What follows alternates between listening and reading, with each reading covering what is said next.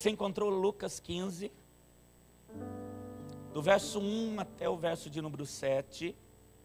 Lucas capítulo 15, do verso 1 até o 7. Diz assim a palavra do nosso Deus: E chegavam-se a ele todos os publicanos. Todos o quê, queridos? E pecadores para ouvir. Os fariseus e os escribas, eles murmuravam dizendo: Este recebe pecadores e come com eles. E então ele, Jesus, lhes propôs uma parábola dizendo: Que homem dentre vós, tendo 100 ovelhas e perdendo uma delas, não deixa no deserto as 99 e não vai após a perdida até que venha achá-la? E achando-a, a põe sobre os seus ombros, cheio de júbilo. E achando-a, a Bíblia diz que ele coloca sobre os seus ombros e ele está agora cheio de júbilo. Chegando à sua casa, ele também convoca os amigos, os vizinhos, dizendo: Alegrai-vos comigo, eu quero dividir a minha alegria com vocês, porque eu já achei a minha ovelha perdida. Digo-vos então, que assim haverá no céu uma grande alegria, uma festa, por um pecador que se arrepende, mais do que por 99 justos que já não necessitam de arrependimento. Assim, querido, Jesus, ele faz menção do que está acontecendo no céu, a partir de cada ovelha que estava perdida e que é achada e é trazida de volta. Eu posso dizer para quem esteve aqui no culto de quinta-feira, que houve uma festança no céu, a partir do que aconteceu aqui. Se você estava aqui, você sabe o que eu estou dizendo, das duas vidas que aceitaram Jesus e da maneira maravilhosa que foi no culto de quinta-feira. Amém, querido? Jesus, o próprio Jesus está dizendo que há uma grande festa no céu, quando uma ovelha perdida é achada e ela é trazida de volta para a casa do Pai. É sobre essa palavra bendita que eu quero falar com você, nesta noite maravilhosa que o Senhor está dando a cada um de nós. Vamos orar, queridos? Maravilhoso Deus, Senhor das nossas vidas, eu quero dizer que nós estamos aqui por Tua causa. Eu quero dizer, papai, que é plano do Teu Santo Espírito a reunião desta igreja. Esta reunião não é natural, ela não é comum. Eu creio, cada momento que eu venho para cá, que verdadeiramente eu terei um encontro com o meu Senhor. Que essa expectativa, papai, esteja cada vez mais evidente no coração da sua igreja. Eu sei, papai, que há muitos aqui que têm esse coração, esse discernimento, de que estar um dia na casa do Senhor é melhor do que viver 1000 anos na terra. Assim como eu sei também, papai, que muitas vezes vidas entram aqui dispersas, pensando no amanhã que ainda nem têm a certeza que vão viver. Por isso eu te peço, Espírito Santo, que o Senhor traga a unidade de pensamento essa noite.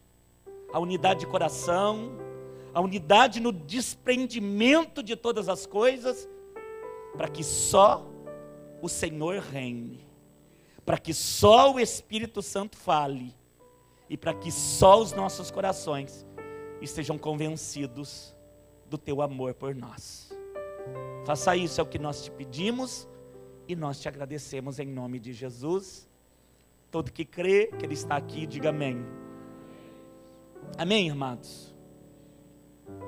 Queridos, o texto ele é bastante conhecido.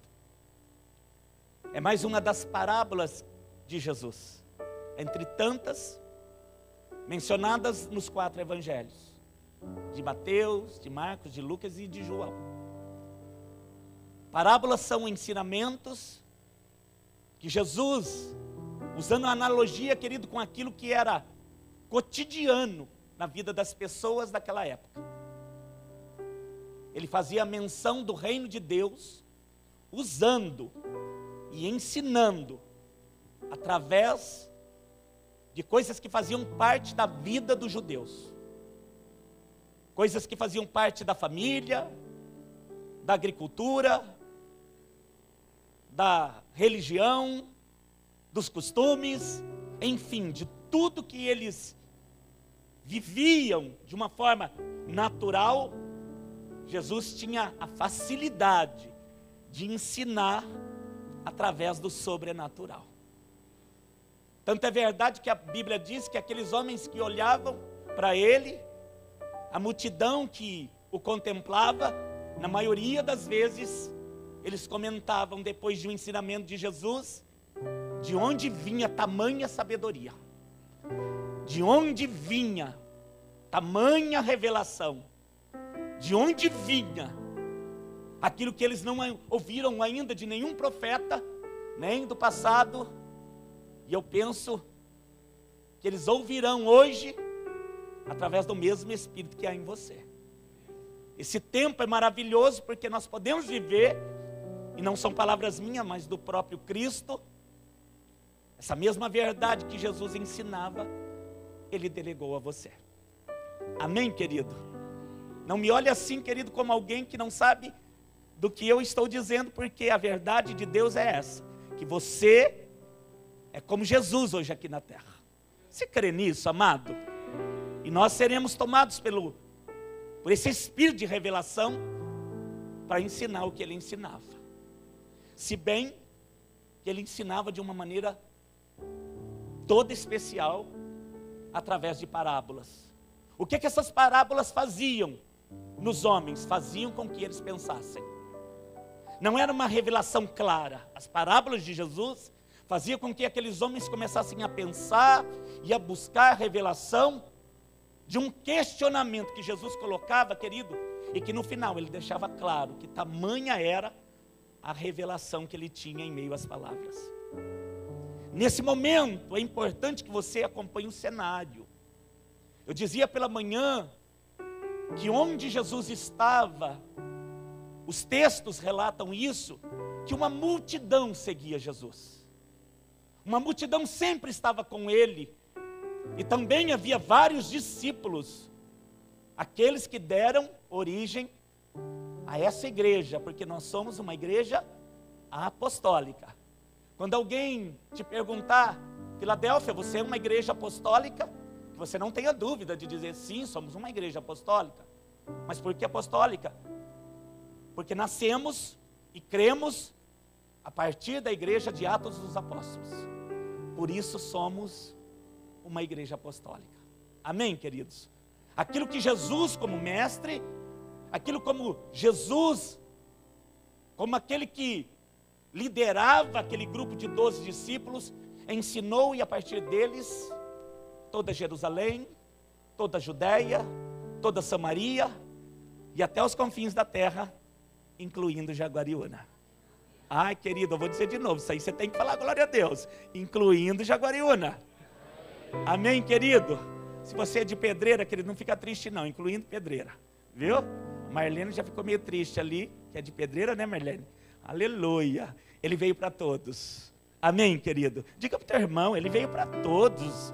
Ele veio para todos, querido. Aleluia.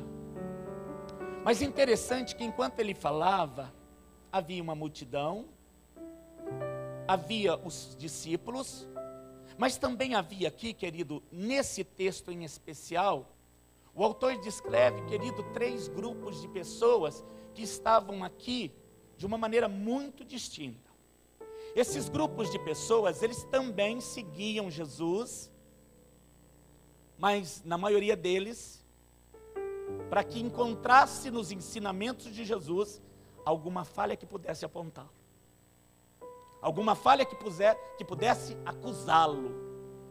Eram assim, por exemplo, o grupo dos fariseus.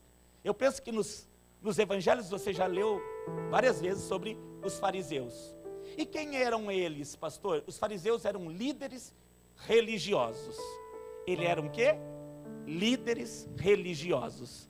A Bíblia diz, querido, que esses líderes religiosos, eles se julgavam ser maior do que os outros homens, por seguir severamente a lei religiosa da época. Que lei era esta? A lei a partir de Moisés. Essa lei era uma lei que todos eles seguiam, e a religião judaica, o judaísmo, tinha, através dessas leis, dos ensinamentos, a crença que dava o norte, que norteava o andar, o fazer, o dizimar, tudo que pertencia à religião judaica. Até hoje é assim dentro dos judeus ortodoxos. A Bíblia diz que esse grupo, chamado grupo dos fariseus, era um grupo, querido, seleto, de alta sociedade, e que viviam na época de Jesus, pronto para acusá-lo. Adiante eles farão parte daqueles que vão sentenciar Jesus na cruz. Junto dos fariseus também havia um outro grupo, que a palavra de Deus descreve aqui como escribas ou saduceus. Quem eram os escribas ou saduceus? A Bíblia, querido, chama os escribas e saduceus como homens que eram os responsáveis pelas leis. Eram eles que escreviam as leis, que redigiam as leis para o povo. Eram eles que traziam a lei religiosa. Eram eles que traziam as leis que aquele povo seguia, e que certamente havia um grupo que era adepto deles, que estava sempre junto, e por isso você vai sempre ler nos textos fariseus e saduceus, fariseus e escribas, porque as leis que os escribas escreviam eram as leis que os fariseus cumpriam. Esse grupo aqui, querido, eles andam em comum acordo. Esses grupos aqui, querido, eram aqueles que apontavam, eram aqueles que certamente em tudo que Jesus fazia, mesmo os milagres, estavam ali para acusar. Eram eles que diziam: como pode alguém curar no sábado? Como pode alguém fazer tão sinais? Como pode alguém se sentar na mesa com pecadores? E é isso que eles estão dizendo aqui. E por que eles estão chamando esse outro grupo de pecadores? Porque a palavra de Deus, ela nos diz, ela nos ensina que este grupo, que eles chamam de pecadores, e os judeus chamavam mesmo, eles na verdade são publicanos. O que são os publicanos? Um grupo que era separado a serviço de Roma, porque Roma governava Jerusalém na época, toda a Galileia. E como Roma, querido, tinha o governo estabelecido naquele lugar, e não diferente do governo que nós temos hoje, eles cobravam muitos impostos. Aliás, querido, haja impostos. Ore por isso. Ore pelas eleições. Ore pelo nosso país. Não fique, querido, distante de tudo que está acontecendo, porque a igreja, querido, ela tem que estar preparada para esse momento tão importante da nossa nação. Amém, querido? Eu abro um parênteses aqui para te fazer um apelo. Ore para que Deus levante um governante. Eu não sei se você já tem, querido, mas até aqui eu tenho dito: Deus levanta o presidente dessa nação. Levanta o presidente dessa nação. Que a tua oração seja essa, em nome de Jesus. Voltando ao texto, os publicanos eram aqueles que então cobravam os impostos em nome de Roma. E como os impostos eram também abusivos, e como os impostos, querido, era algo que trazia muita dificuldade para as famílias daquele momento, a Bíblia diz que eles eram chamados não só de pecadores, mas também de traidores. Então perceba, querido, que aqui, ao lado de Jesus, nós temos 3 grupos distintos entre eles. Diga fariseus, escribas e publicanos. Amém, queridos? Esses 3 grupos de pessoas estão ali, querido, mas ambos ou melhor dizendo, cada um deles com algo específico que Jesus vai ensinar. A Bíblia diz que Jesus se assenta agora com os publicanos.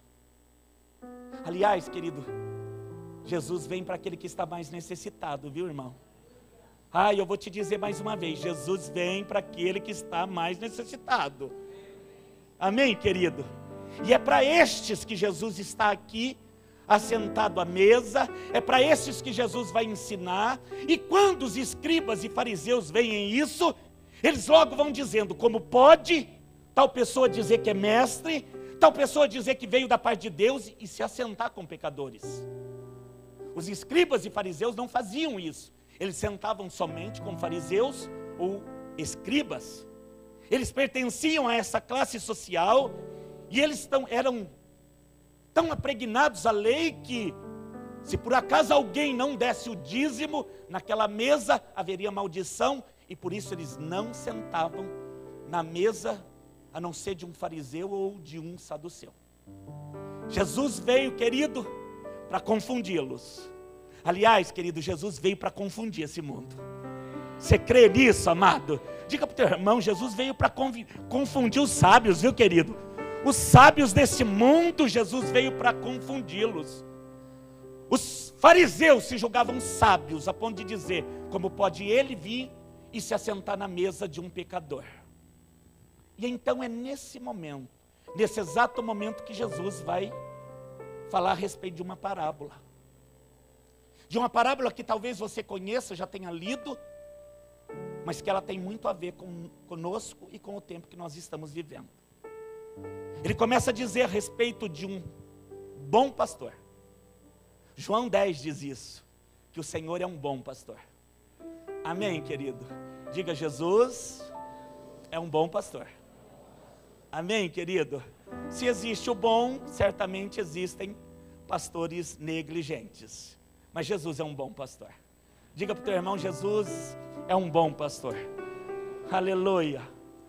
Querido, tão bom que João diz que ele foi capaz de dar a vida por amor às suas ovelhas. É desse pastor que o próprio Jesus vai dizer que é um homem, uma figura de um pastor que é cotidiano para eles. Para nós que vivemos aqui no Brasil, não é uma figura tão comum. Para nós, pastor é como alguém que você está vendo. Mas para eles, pastor é alguém que cuida realmente de ovelhas. É alguém, querido, que cuida na lavoura, no campo. É alguém simples. E principalmente é alguém que ama o que faz. Os pastores amam suas ovelhas. Diga para o teu irmão, querido, os pastores amam suas ovelhas. Aleluia. Eu estou falando dos bons pastores. Eu estou falando dos bons pastores. Certa feita nós estávamos num congresso e eu estava junto com o pastor Nelson. E eu sentei ao lado de uma pessoa que se diz pastor. E eu me lembro até hoje quando, naquele momento da celebração, era um congresso que nós estávamos. Esse pastor, ele pertence a uma igreja de Jaguariúna, ele é líder de uma igreja de Jaguariúna, não convém dizer nomes.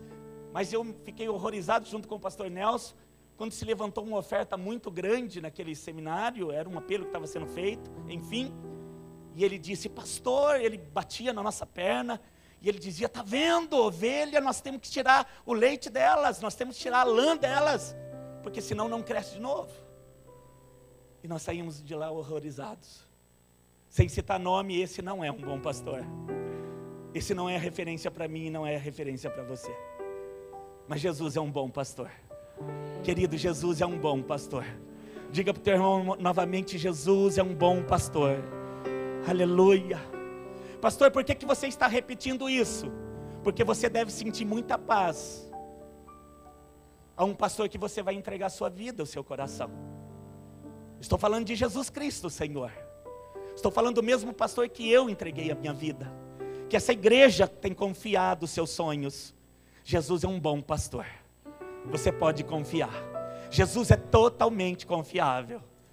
A Bíblia diz, querido, que esse pastor, ele é capaz de ter um ajuntamento de ovelhas porque é isso que ele faz menção. Um ajuntamento de ovelhas que sabem bem que o pastor está cuidando. Aliás, querido, a Bíblia diz que esse pastor conhece todas as ovelhas pelo nome.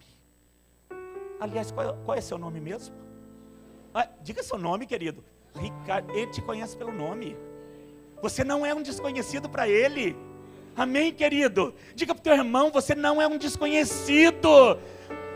Aleluia. Diga para ele, o bom pastor te conhece, querido. Aleluia. O bom pastor te conhece. E a Bíblia diz, querido, que há momentos em que ele vai deixar o ajuntamento que já está cuidado, e ele faz menção disso, ele faz uma analogia disso, e ele fala que haverá uma atenção especial para aquela que está desgarrada. Interessante, amado. O pastor que é capaz de dar a vida pelas suas ovelhas, ele vai provar isso. Ele vai deixar as 99 num aprisco, e é claro que isso é uma simbologia de número. Mas para deixar claro para esses que estão ouvindo, e para esses saduceus e fariseus, e para os homens chamados pecadores, para a multidão que estava ali, ele está dizendo que haverá momentos na nossa vida que nós vamos priorizar alguém que está com mais necessidade. Haverão momentos na sua vida, querido, que Deus vai te usar para priorizar alguém que está precisando mais do que você. Nesse momento nós deixamos o que é nosso, nós deixamos o que está bem arrumado, nós deixamos, querido, a provisão e a confiança de que nada vai faltar para servir aquele que se desgarrou. A Bíblia diz que esse pastor vai e ele vai procurar, querido, aquele que está perdido. Nessa caminhada com Cristo, eu penso que tanto eu como você, quando nós encontramos o perdido, ele nunca está bem. Você já encontrou algum perdido bem? Querido, isso acontece com todos os perdidos. Sempre que nós encontramos o perdido, ele está com fome. Ele está com frio. Ele está desorientado. Por quê? Porque a perdição traz o resultado da perdição. O mundo traz a consequência do mundo. Na maioria das vezes, eles estão doentes. Eles estão magros. Eu não estou falando da figura física, querido. Eu estou falando de uma desnutrição espiritual. Fracos, abatidos, olhos apagados. E o bom pastor que conhece bem as suas ovelhas, quando ele olha, ele diz, ele precisa de ajuda. Ou ela precisa voltar para o aprisco urgentemente. E é isso que o bom pastor faz. Quando ele encontra, querido, muitos deles não conseguem nem andar. Mas ele coloca nos ombros. E ele traz de volta para a sua casa. Eu não sei quantos aqui Jesus achou dessa mesma forma. Alguns que Jesus precisou carregar. Não são poucos, querido, na comunidade de Filadélfia, que ele ainda tem carregado no colo. Muitas pessoas que ele chega com extremamente amoroso como ele é, bondoso como ele é. Ele coloca nos ombros e ele traz feliz para casa. Jesus te encontrou cheio de alegria. Eu não sei como você estava, mas Jesus foi te buscar cheio de alegria. Ele amou te encontrar. Amém, querido? Diga para o teu irmão, Jesus amou te encontrar, meu irmão. Aleluia. Aleluia. E ele traz essa ovelha que estava perdida, desonrada, chamada de pecadora, como esses estão sendo chamados, feridos pelo mundo, traídos pelas pessoas, machucados pelo adversário. E a Bíblia diz que ele traz de volta. Que amor poderoso. Que amor poderoso que nos dá uma chance de vivermos novamente. De sermos felizes novamente. Eu estava perdido e fui achado. De quem é essa história, pastor? É a minha história. É a tua história. Essa perdida era eu, querido. Não me olhe assim, porque essa perdida também era você. Ele trouxe de volta, amado. Diz amém se isso é verdade.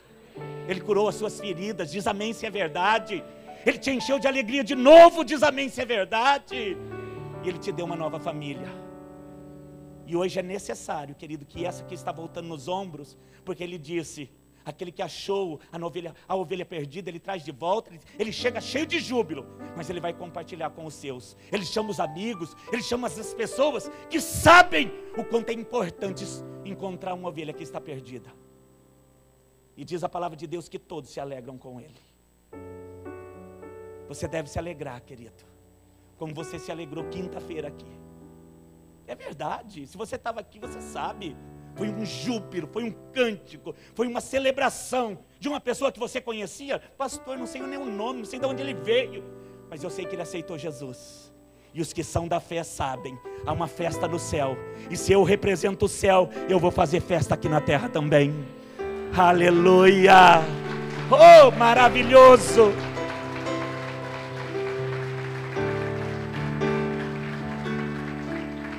Glória a Deus. Por um momento na nossa vida, querido, nós somos exatamente essa ovelha. Desgarrada, perdida, que foi achada, foi curada, foi trazida, foi reestabelecida. Mas eu quero te dizer, querido, que ao ler esse texto, eu disse para a igreja de manhã, e eu vou dizer para você, Filadélfia, nessa noite, em nome de Jesus. Quem somos nós, nesse momento?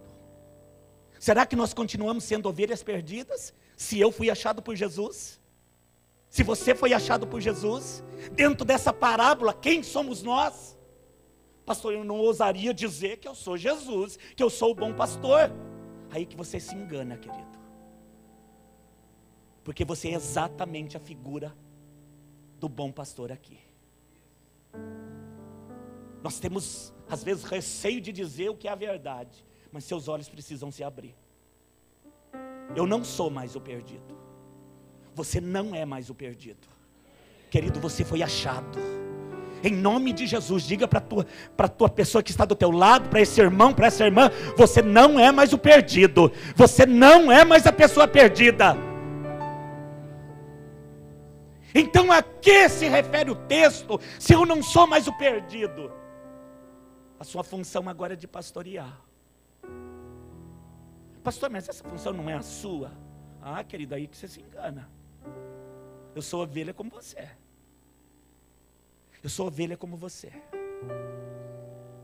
É claro que nesse momento eu sou o teu pastor, mas descendo desse altar, querido, eu faço bebê como você. É a mesma comida, é o mesmo leite do céu, é a mesma lã.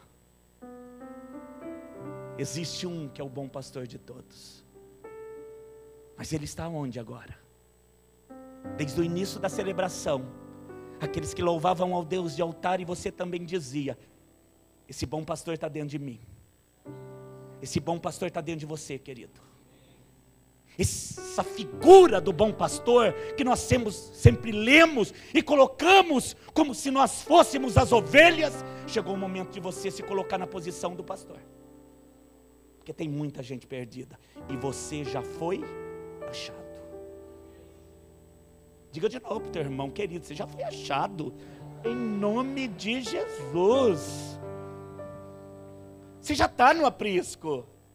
A Bíblia diz que esse pastor aqui, por um momento, ele deixa o aprisco, porque o aprisco já está protegido, ele já se arrependeu, ele já conhece quem é Deus, ele já vive as verdades de um ambiente onde o pastor cuida de tudo.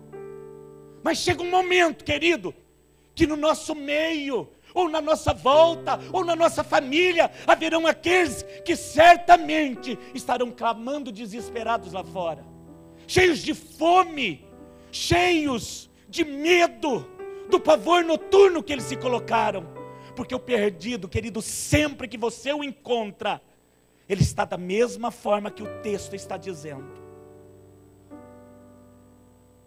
totalmente desorientado. Pastor, alguém deve ir buscá-lo. Não, querido, você deve ir buscá-lo. Nós devemos ir buscá-lo. Existem vidas, querido, que Deus colocou no seu convívio.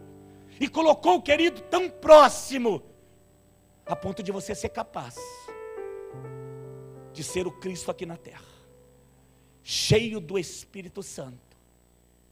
Ser uma igreja, querido, que vai buscar. A minha oração nessa noite é que você seja uma igreja que sai do teu aprisco, que vai buscar, querido. Em nome de Jesus, diga para o teu irmão, você vai ser uma igreja que sai do aprisco e vai buscar. Aleluia. Como é que nós faremos isso?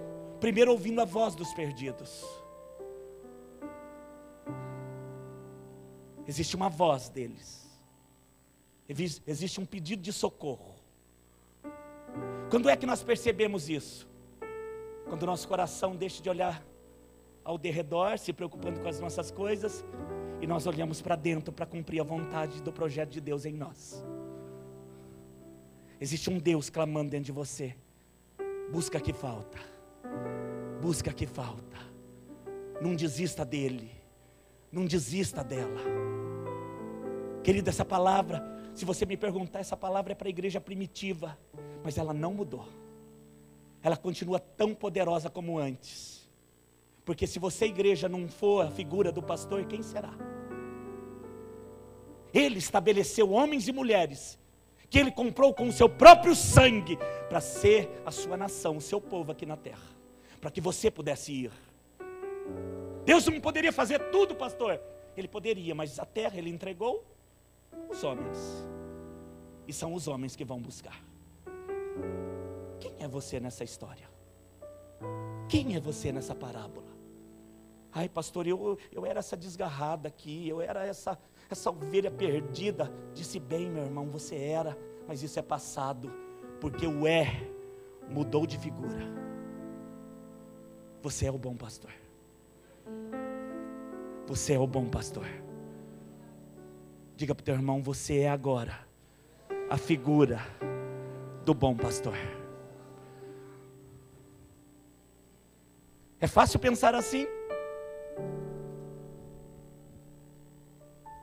Eu diria que é difícil, mas é maravilhoso. Eu estou desafiando a você a sair desse lugar de comodismo que nós temos e ouvir o som das perdidas.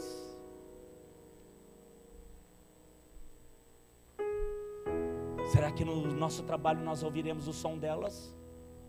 Todos os dias. Será que nos hospitais nós ouvimos o som delas? Noite e dia. Será que na faculdade, na escola onde você estuda, você ouve o som delas? Talvez bem próximo da tua carteira. Ainda é carteira que se fala?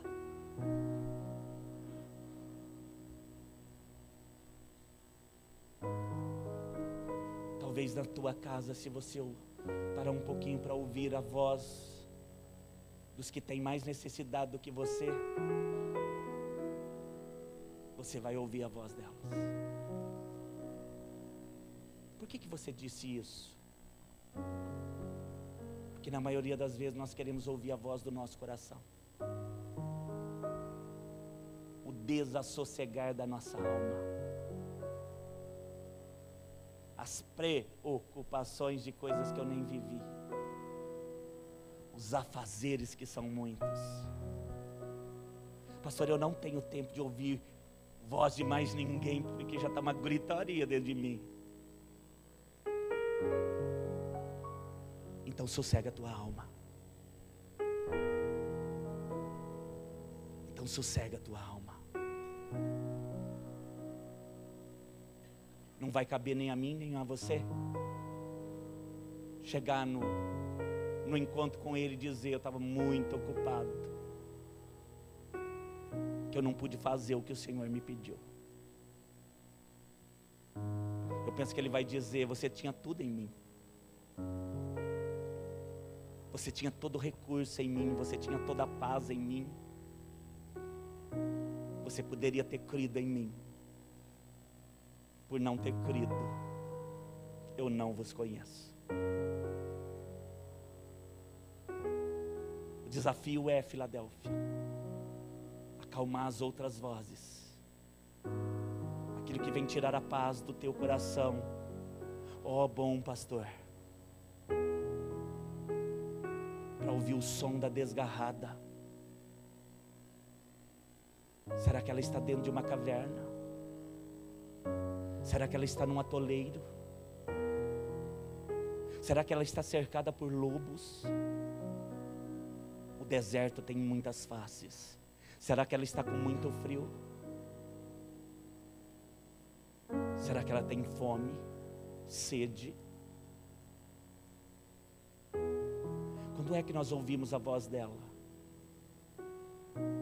Quando de verdade nós nos colocarmos na posição que Deus te colocou nessa dispensação.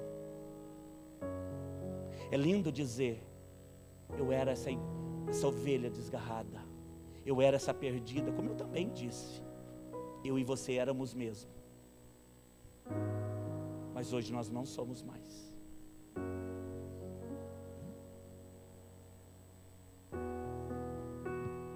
A minha figura inverteu.